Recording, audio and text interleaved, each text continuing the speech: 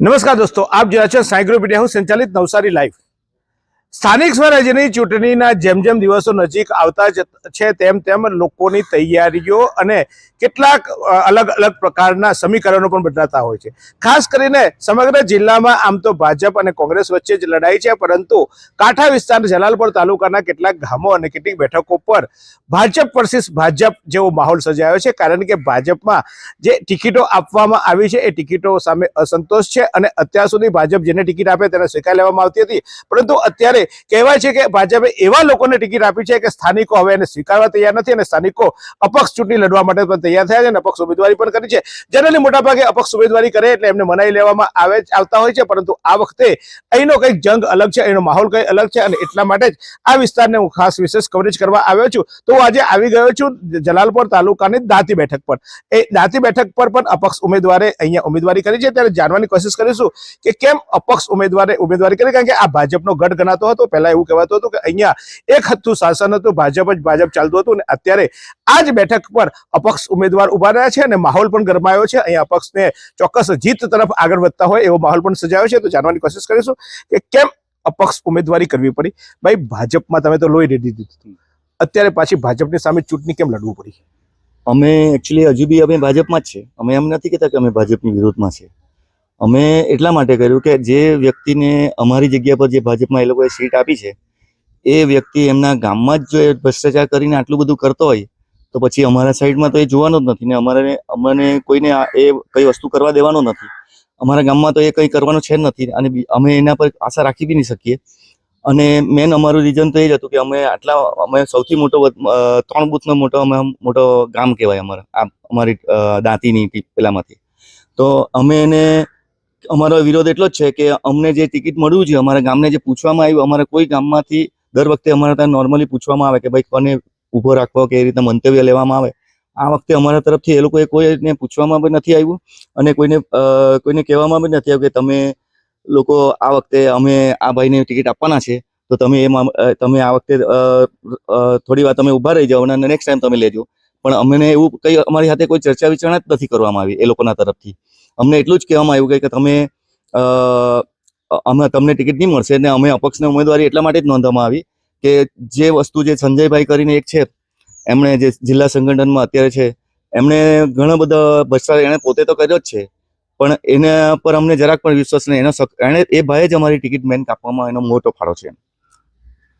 સંજયભાઈનો વિરોધ છે। સંજયભાઈએ અહીંયા લોકોને ટિકિટ જે કાપવામાં આવી એમાં ભાજપે તમને પૂછ્યું નહીં, ભાજપે આ રહ્યું, કેમ અચાનક આટલો બધો આક્રોશ એટલા માટે કે આમાં કોળી સમાજનો વિરોધ કેમ કર્યો, એ જ ખાલી મારો પ્રશ્ન। એ જ કોળી સમાજનો વિરોધ કેમ કર્યો, એ જ મારો પ્રશ્ન। એ અમારા દાંતી ગામને બાયકોટ કરે એ નહીં ચાલે। કેમ જો અત્યાર સુધીમાં અમારું દાંતી ગામ મોટું મત વિસ્તાર છે।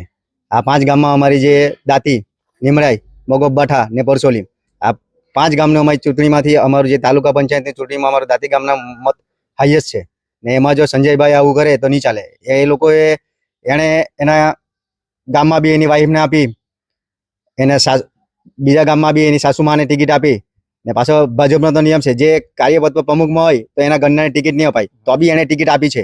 તો આવું કેમ? અમારે બી એવું જ કહેવાનું છે, તો આવું કેમ બરાબર? ને જે ભાઈ અત્યારે જે ભાઈને ટિકિટ આવી છે, જે હિરણભાઈ, એ હિરણભાઈને બી બધા કૌભાંડ છે, પણ એ અત્યારે હું કહેવા નહીં માંગુ, પણ એના કૌભાંડ બી સારા નથી। શું કામ ના કહીએ? આપણે ચૂંટણી લડવી છે તો શું કામ ના કહીએ? ભાઈ, લોકોને તો ખબર પડવી જોઈએ કે શું ખબર છે। એ લોકોને એટલું બી નહીં ખબર કે દાંતી ગામમાં કેટલા બૂથ છે, કેટલી વસ્તી છે, કેટલા આપણા પુરુષ છે, કેટલા સ્ત્રી છે, એ બી નહીં ખબર એ લોકોને। તો પછી એ લોકોને ટિકિટ કેવી રીતના આપી? મારું કહેવાનું મતલબ એ ખબર જ નહીં હોય તો પછી દાંતીની ટિકિટ ત્યાં કેવી રીતના આપી? એના કેટલા મતદારો છે, કેટલું બૂથ છે, નથી? તમારું ગામ કેવું? ગામ હવે પછી અપક્ષ સાથે રહે કે ભાજપ સાથે જતું રહેશે? તમને શું લાગે? એમાં તો અમે તો કઈ નહીં કહી શકીએ, પણ અમે તો ભાજપમાં જ છે, પણ આ જે વિરોધ કર્યો ને એ આ પ્રોબ્લેમ થઈ ગયો અમારો। એટલે આ વખતે પછી હવે તમે તમારા અપક્ષ ઉમેદવારને મત આપશો કે ભાઈ પછી પેલા ભાજપના જે ઉમેદવાર આપે છે?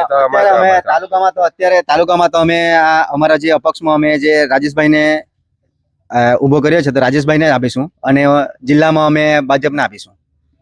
એટલે તમારું વ્યક્તિગત વિરોધ છે અને વ્યક્તિગત એટલા માટે કે જે ઉમેદવાર આપવામાં આવ્યો છે, ઉમેદવારને ઓળખો છો તમે? અમે જે ભાજપની ટિકિટ આપી તેને, અમે ભાજપની ટિકિટ આપી તેને ઓળખે છે? તું હિરણભાઈ ઓળખે છે? હા। આવે છે ગામમાં? ના આવે, નહીં આવે? તો આપ જોઈ રહ્યા છો તે રીતે અનેક લોકો અહીંયા વડીલો પણ છે, યુવાનો પણ છે. યુવાનોમાં તો આક્રોશ દેખાઈ રહ્યો છે. તમારા ગામમાં 2 ઉમેદવારો છે, એક તો ભાજપમાંથી અત્યાર સુધી ભાજપનું કામ કરનાર ઉમેદવાર અપક્ષ ઉમેદવારી કરી છે અને એક તમારા હિરેનભાઈને પણ આપ્યું છે. કયા પક્ષે તમને બેને, એક વડીલ તરીકે અથવા તો એક ગામના નાગરિક તરીકે તમને શું લાગે છે, કોને મત આપવાથી તમારો વિસ્તારનો વિકાસ થશે, તો ફાયદો થશે? હિરેનભાઈને તો અમારા તરફથી કોઈ ચાન્સ નહીં. અમારા રાજેશભાઈ જે છે એ અત્યારે વધારે પૂરતું એમાં ભાગ લઈ શકો, એટલે અમારા તો રાજેશભાઈને આપવું પડે. શું પરિસ્થિતિ છે ગામમાં ભાજપના જ લોકોને પૂછ્યા વગર અન્યને ટિકિટ આપી? કેવું લાગે તમને? ઘરમાં તમે બધા બેઠા હો અને તમને પૂછ્યા વગર કોઈ બહારથી કે આ માણસ તમારા ઘરમાં રહેવા આવી જશે, શું માહોલ તમારો? હવે અમારે તો એટલું જ કહેવું છે કે અમારું આટલું મોટું દાંતી ગામ છે તો અમને ટિકિટ તો મળવી જોઈએ, બરાબર? આ ટિકિટ નહીં મળે એટલા માટે અમે થોડાક વિરોધ છે. અમે ભાજપના જ, હજુ પણ ભાજપમાં જ છે, એવું નથી કે અમે અપક્ષમાં છે, પણ એટલા માટે અમે અપક્ષની અંદર ઉમેદવારી નોંધાવી અમારા ગામ. તમારું આખું ગામ એકજૂથ થઈને પક્ષને બતાવશે, ભાજપને બતાવી દેશે કે મારા ગામને તમે આવું અન્યાય કર્યો તો એને અમને ન્યાય મળવો જોઈએ, ન્યાય માટે લડીશો તમે? કે પછી એવું થશે કે એ હરાવી દેશો, એવું નહીં કરો તમે? ના, એવું ના. અમે ચાન્સ તો અમે એનામાં જ છે કે અપક્ષને અત્યારે આપીશું ને ભાજપમાં પણ છે, પણ અમારું ગામમાં જે આવે એ જ અમને ખુશી છે. ગામમાં નો યુવાન આવે, ગામના યુવાન આગળ આવે, ગામના યુવાને મહેનત કરી છે અને ગામના યુવાનને જ અમે મત આપીશું. ભલે અમે ભાજપમાં છીએ, એક સીટ અમે કોંગ્રેસ એટલે કે મતલબમાં એક જિલ્લા પંચાયતની બેઠકમાં અમે ભાજપને મતદાન કરીશું, પણ તાલુકા પંચાયતની બેઠકમાં તો અમે અમારા અપક્ષ ઉમેદવાર, ગામના ઉમેદવારને જ અમે આપીશું. સાહેબ, એક મોહલ્લો કે એક તમારી હાથે ના હોય પણ બાકીના હિરેનભાઈની હાથે બી ભાજપ વાળા બધા જતા રહેશે, કેવી રીતે જીતશો? ગામ તમારું આખી એકજૂટ છે કે પછી ખાલી તમારા મોહલ્લાવાળા પૂરતા તમારી હાથે છે? ના, એટલે એકચ્યુઅલી તો બધા ગામવાળા જ છે બધા. એટલે અમને કેવું, ગામ તરફથી પૂરો સપોર્ટ છે કે આપણે આ વખતે આપણે અપક્ષની ઉમેદવારી નોંધાવીને આપણે અપક્ષમાં જીતવાનું છે ભાજપની સામે. અને તાલુકાની અંદર સ્પેશિયલી, જિલ્લામાં તો અમે ભાજપને વોટ આપવાના જ છે, પણ તાલુકામાં અમે આ જીતીને બતાવીશું અમારું, કેમ કે અમારું ગામ એકજૂટ છે અને અમે આ જીતીને જ બતાવીશું આ ચૂંટણી. તમે હિરેનભાઈના કૌભાંડો કીધા, હિરેનભાઈ ભ્રષ્ટાચાર કર્યો, શું ભ્રષ્ટાચાર કર્યો? અમને બી તો ખબર, પ્રજાને બી તો ખબર પડે ને કે ભાઈ આવા લોકોને બી ભાજપ ટિકિટ આપે છે.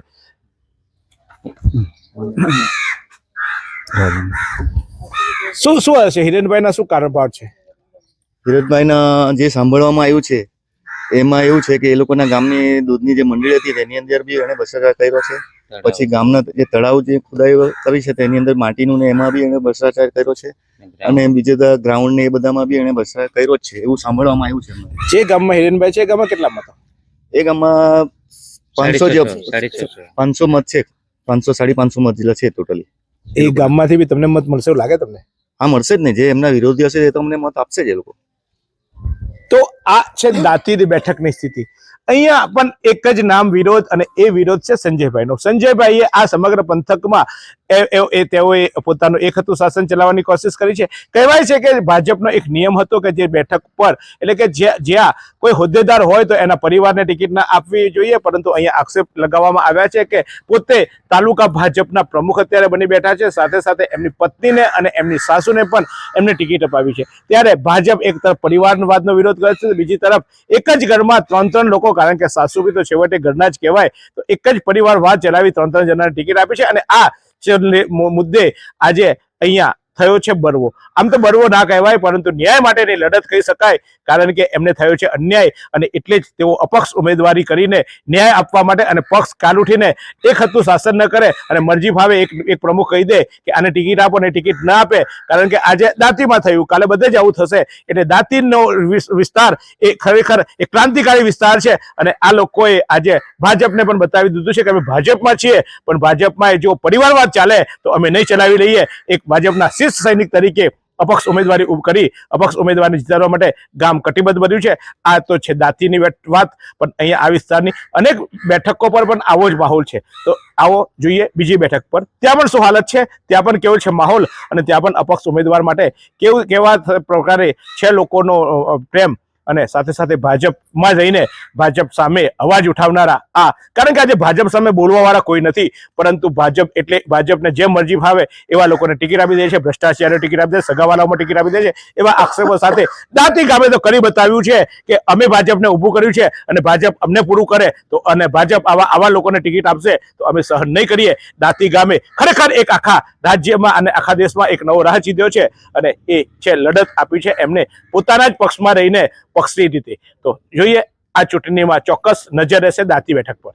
એવી કઈ હોસ્પિટલ છે જ્યાં કેન્સર માટે સર્જરીની સેવા હોય, કિમોથેરાપીની સારવાર હોય, રેડિયેશનની સારવાર હોય, પીટી સીટી સ્કેન હોય, કેન્સરની પેથોલોજી હોય, મેમોગ્રાફી હોય, એટલે કે બધું જ. હા, બધી જ સારવાર એક જ હોસ્પિટલમાં હોય. તે છે નવસારી નિરાલી કેન્સર હોસ્પિટલ.